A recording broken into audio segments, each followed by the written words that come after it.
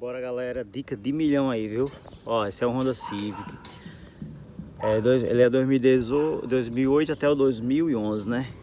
Cara, se o seu Honda Civic estiver com um barulho depois de 70, 80 km por hora, barulho intenso na frente, bicho, eu fiquei muito agoniado com esse barulho. Eu rodei atrás desse barulho, olhei lá, olhei naquela proteção ali. Aí eu vi um camarada postando um vídeo no YouTube. O YouTube é utilidade pública, viu? Sabendo usar a utilidade pública.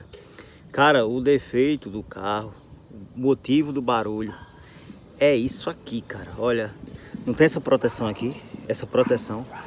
Essa peça tem que estar embaixo desse friso. Percebe que a peça está acima do friso.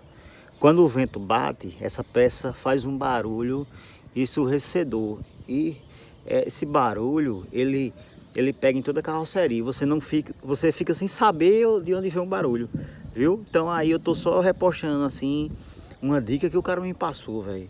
Eu esqueci o nome do cara aqui, mas o cara salvou, né? Salvou. E aí muita gente pode estar em dúvida se o seu Honda Civic tiver com barulho na frente. Olha isso aqui, ó. Olha se esse frisozinho está por cima, não pode. Essa parte aqui tem que estar por baixo, beleza? Cuida para cuidar. Valeu, galera.